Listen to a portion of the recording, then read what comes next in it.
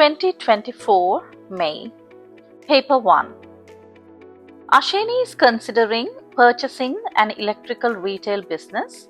She has identified two businesses that could be purchased: Alpha Stores and Better Bargains. The following summary financial information is available for both businesses. Revenue: 800 for Alpha, 800 for Beta. Cost of sales: 480 and 420. Expenses: 300 and 260. Trade receivables: 40, 50. Trade payables: 35, 55. Non-current assets: 60, 80. Cash and bank: 10, 24. 10 debit balance. 24 it's a credit balance, that means it's an overdraft. Inventory: 32, 36. Bank loan repayable 2024. Only for Beta it's 10. Now, additional information. The inventory on 1st May 2023, Alpha Stores 28,000, Beta Bargains 48,000. This should be the opening inventory as the date states 1st May 2023. Alpha Store has the following profit for the year as a percentage of revenue in the previous 2 years ended 30th April. 2022 10%, 2023 8%. The bank loan of Better Bargains is repayable on 30th September 2024. That means your financial year ends on 30th April 2024, but the loan is repayable on 30th September 2024. Since it's more than a financial year, this bank loan should be considered as a non-current asset. Revenue or sales is made for cash and on credit. For Alpha, cash sales 20% and credit sales 80%. And for Beta, cash sales 50% and credit sales 50%. You had been asked to calculate for part A gross profit as a percentage of revenue, profit for the year as a percentage of revenue, inventory or turnover, inventory turnover in times, current ratio, liquid or acid test ratio, trade payables period in days, trade receivables collection period in days. Part B. Comment upon the following: profitability of Alpha Stores, liquidity of Better Bargains. Part C. Explain the term goodwill. D. State 3 reasons why Asheni may be willing to pay for the goodwill of a business. The owner of Better Bargains has stated that he would be prepared to sell his business for £100,000. Part E. Calculate value of goodwill that Asheni would have to pay if she were to purchase Better Bargains for £100,000. Alpha Stores and Better Bargains do not use information communication technology (ICT) in the operation of their business or the preparation of their books of accounts. Evaluate the use of information technology (ICT) in a business. Let's move to Part A calculations. Gross profit as a percentage of revenue. How do we calculate it? Gross profit over revenue into 100. We move back to the question. These details were there in order to calculate the gross profit as a percentage of revenue. We have to find the gross profit, that is revenue take away cost of sales. Therefore, for Alpha it's 320 and for Beta it's 380. Now let's apply this to the formula. For Alpha, 320 over revenue 800 into 100 gives 40%. Whereas for Beta, it's 380 gross profit over revenue 800 into 100, which is 47.50%. Remember to give your answers to 2 decimals. Part 2. Profit for the year as a percentage of revenue. The formula: profit for the year over revenue into 100.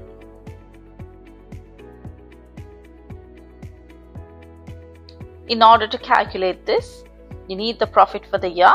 As you can see here, for alpha, you have the gross profit 320, take away expenses in order to find profit for the year, which is 20. And for beta, gross profit is 380, take away 260 expense, therefore profit for the year is 120. Revenue is 800 for both. Therefore, let's finish the application. So profit for the year is 20 over 800 into 100 should give 2.50%. Whereas for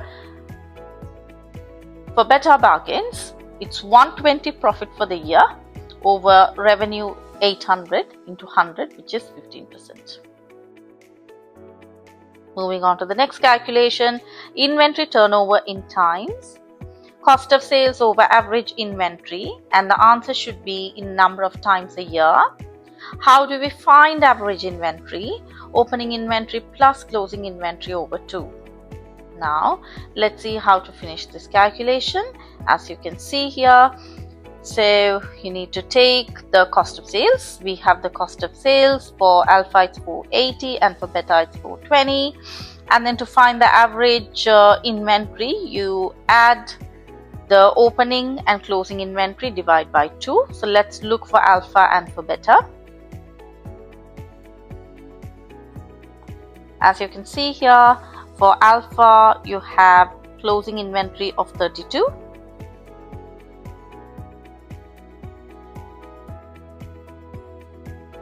And for beta is 36. And opening inventory it's 28 and 48. Now add these and divide it by 2.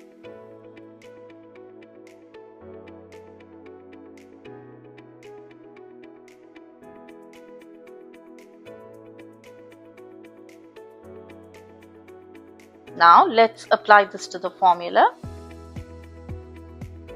So it's 480 over 28 plus 32 divided by 2 gives 16 times for alpha, whereas for beta, cost of sales 420 over the average inventory 48 plus 36 over 2 should give 10 times. Current or working ratio, current assets over current liabilities. So for alpha, figure out all your current assets such as 40, 10 and 32, and current liabilities you have 35. Therefore 82 over 35 should give 2.34:1, whereas for beta it's 50 plus 36 for current assets, and then for current liabilities it's 55 and 24. Therefore apply this to the formula, and then the final answer should be 0.97:1. Liquid or acid test ratio, current assets over closing inventory over current liabilities. So I've done the calculation over here for alpha. So current assets we had 82, deduct the closing inventory 32, it should be 50. And for beta it should be 86, take away 36, which is the closing inventory, and then for alpha divided by 35 current liability, and for beta bargains 79. As you can see here for alpha, let's finish the calculation. It's only two current assets 40 and 10, which is trade receivables and cash and bank 10, divide by the current liabilities 35, which should give an answer of 1.43. Whereas for beta bargains, as you can see here, there's only one current asset in this case because we have to exclude the closing inventory, which is 50 divided by the current liabilities such as 55, 24 and the 10. So altogether it should give, let's finish that calculation. See here, this 10 will be considered as current liability because this is repayable within the year. Therefore, let's add this 10 over here.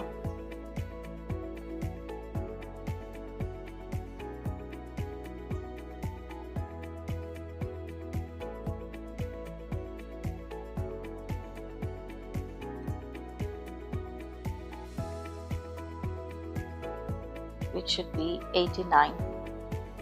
So let's apply this to the formula. Thereby you can see liquid ratio for better bargain should be 0.56:1. Trade payable payment period. You take the trade payables, divide by credit purchases into 365. Now here there is a calculation. As you can see here, you have the cost of sales. Purchases you do not know, opening inventory you already know it, therefore you have to apply to the formula in order to find the purchases figure. As you can see here, for alpha you have cost of sales of 480, so I'm applying that over here. As you can see here, I'm doing the application, which is 480 here.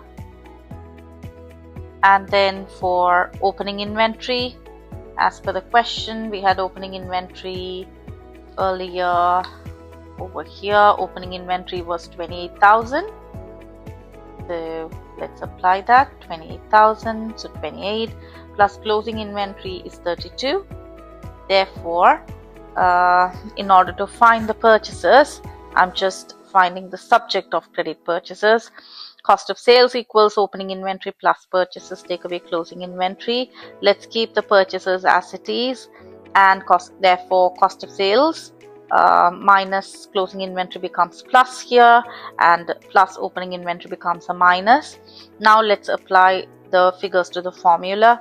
Therefore for alpha it should be 484, and then find later you have to figure out the calculations. These are not the figures for purchases.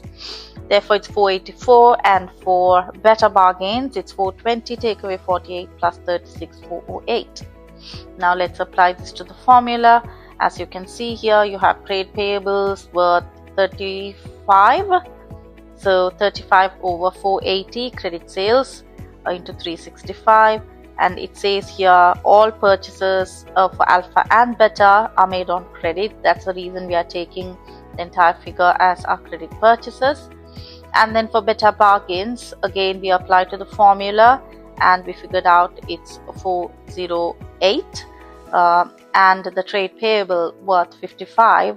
So 55 over 408 into 365, which is 49.20 days, and for alpha it's 26.39 days. Moving on to the calculation of trade receivables collection period.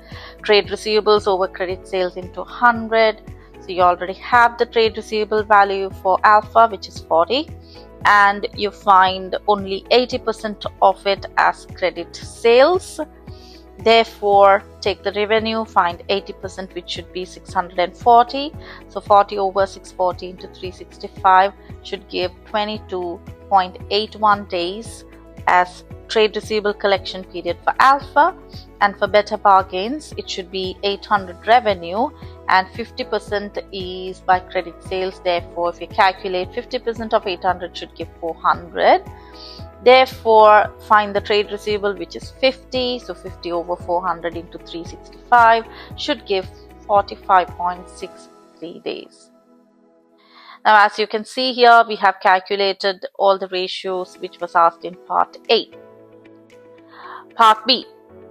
Comment upon the following: profitability of alpha stores and liquidity of beta bargains. Let's go to alpha stores and see how are the profitability ratios. As you can see here, it's only 40%, which is lower than beta bargains. Beta bargains has a higher profit. Even for profit for the year as a percentage of revenue, beta bargains does good compared to alpha stores. Furthermore, you can see earlier it was mentioned 2022 it was 10% profit for the year as a revenue percentage, and 2023 it's 8%, and now it is only 2.50%, which is much lower, it's decreasing. Now, by having all these figures in mind, the answer should be, it's for 3 marks. So gross profit as a percentage of revenue is low compared to the competitors such as beta bargains. This may be due to reducing prices to increase sales, or selling an inferior product that which competitors sell. Net profit as a percentage of revenue is very small at 2.50. This is much lower compared to the previous years. This may be due to the lack of control on expenses. Now let's move on to the liquidity of better bargains. In that case, what happens? Let's go to better bargains to see how is the liquidity ratios, such as current ratio and liquid or acid ratio. Compared to alpha, it's much lower. It's 0.97 to 1 for current ratio and 0.56 is to 1 for liquid ratio. So based on these figures, the liquidity of better bargains is poor. The current ratio at 0.97 is to 1 is considerably below the benchmark of 1.4 to 2.2 is to 1, which is the industry standard. This may be due to a high inventory level, and liquid or acid test ratio at 0.56 is to 1 is also slightly lower.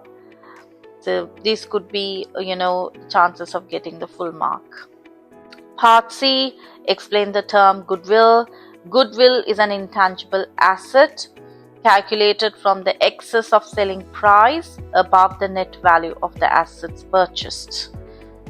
So for intangible assets, you get 1 mark, and explaining it further, another mark. State 3 reasons why Asheni may be willing to purchase for goodwill of a business.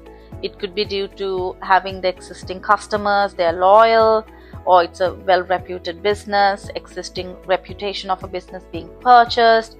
Maybe the business is located in a place where, it helps to increase sales, quality of product or service, or the reputation, quality of staff, so you do not have to employ new staff and provide them training. Maybe the staff are well trained, experienced, therefore you would like to pay a higher price while purchasing a business. The owner of Better Bargains had stated that he would be prepared to sell his business for 100,000. Calculate the value of goodwill that Asheni would have to pay if she were to purchase Better Bargains for 100,000. So you take the total assets, total liabilities, and find the capital, and then figure out how much you had paid in order to find the goodwill. So as you can see over here, you have the total assets and the total liabilities figure here. So in this case, you add all your assets, deduct the liabilities, add this, and you deduct this. By doing this, you can figure out it's 40, take away 35, plus 60, plus 10, plus 32 should give 107, the capital for Alpha. Whereas 50 plus 50, take away 55, plus 80, the asset, non-current asset, take away 24, the overdraft, plus the closing inventory 36, over here is 87. This is how you find the capital figures. The question demands for purchasing Better Bargains. So as you can see here, we had trade receivables 50, non-current assets 80, 36 inventory. These are your assets. And then you have the liabilities, 55 payables, trade payables, bank overdraft 24, bank loan. Thereby it's 77 is the capital amount for Better Bargains. Let's see if we had the same calculation. So here it should be 50 plus this minus this plus this minus this. Sorry about that, it should be 77. So you have liabilities, assets take away liabilities, which is 77. You're paying 100,000 as the purchase price, 77 is the capital, therefore the goodwill amount should be 23,000. Now it's an evaluate question for 12 marks theory, which covers AO1 knowledge and understanding, AO2 application, AO3 analysis, AO4 for evaluation. Evaluate the use of information communication technology ICT in a business, 12 marks. Remember to start with the definition and then define the key term, provide an advantage, a drawback, advantage, drawback, and then give a conclusion. So let's look at a sample answer. Information communication technology ICT refers to using computerized systems for processing and managing accounting information. Alpha and Beta currently do not use ICT. This response will evaluate advantages and drawbacks before reaching a recent conclusion. One advantage. Now the second part is for the advantage, AO1, AO2, AO3. One advantage of using ICT is improved accuracy in recording. Automated systems reduce manual posting errors, providing reliable figures. Alpha, £40,000 receivables could be tracked instantly, improving collections. Beta's £50,000 receivables would benefit from automated reporting. Reliable information prevents irrecoverable debts, supports cash flow, and builds stakeholder confidence, strengthening long-term financial stability across both business. Now the counter-argument. However, a drawback is the high installation and training cost. ICT systems require investment and smaller businesses may struggle with affordability. Alpha, with profitability falling from 10% to 8%, may find it difficult to fund training and software. In the short term, this could strain cash flow. Staff reassistance or errors in using new systems may also limit efficiency improvements. Another advantage is improved decision making through real-life reporting. ICT generates timely financial data, supporting strategic choices. Alpha's gross profit is 40%, margin is 40% compared to Beta's stronger 47.5%. ICT highlights Alpha's declining in profitability, enabling Asheni to analyze rising expenses. This information supports short-term cost control and long-term planning, ensuring decisions are based on accurate evidence rather than delayed manual calculations. A further disadvantage is dependency on technology and risk of system failure. Technical issues or data breaches could disrupt operations and harm reliability. For Beta, with a £10,000 loan repayable due is in 2024, reliance on ICT without backups could risk missed deadlines.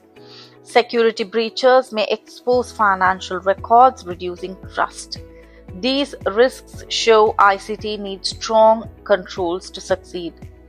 Overall, I believe ICT adoption would bring significant benefits for Alpha and Beta through improved accuracy, decision-making, and financial control. The advantages are especially important given Alpha's credit sales and Beta's loan obligations. However, success depends on overcoming drawbacks such as cost, training, and system reliability.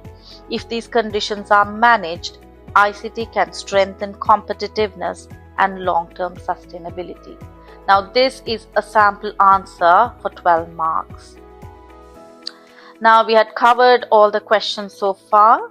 So this was tested in May-June 2024. 55 marks paper with calculations of ratios, how we can comment upon profitability liquidity ratios, what does goodwill mean, why Asheni had to pay extra for goodwill, what could be the reasons, how do we calculate the goodwill. So we have taken total assets, liabilities, found the capital, how much extra has been paid, and you take the difference to calculate goodwill. Followed by that, a 12 marker theory questions a question on how ICT would be important for a business. So you evaluate with a definition, advantage, disadvantage, and a conclusion.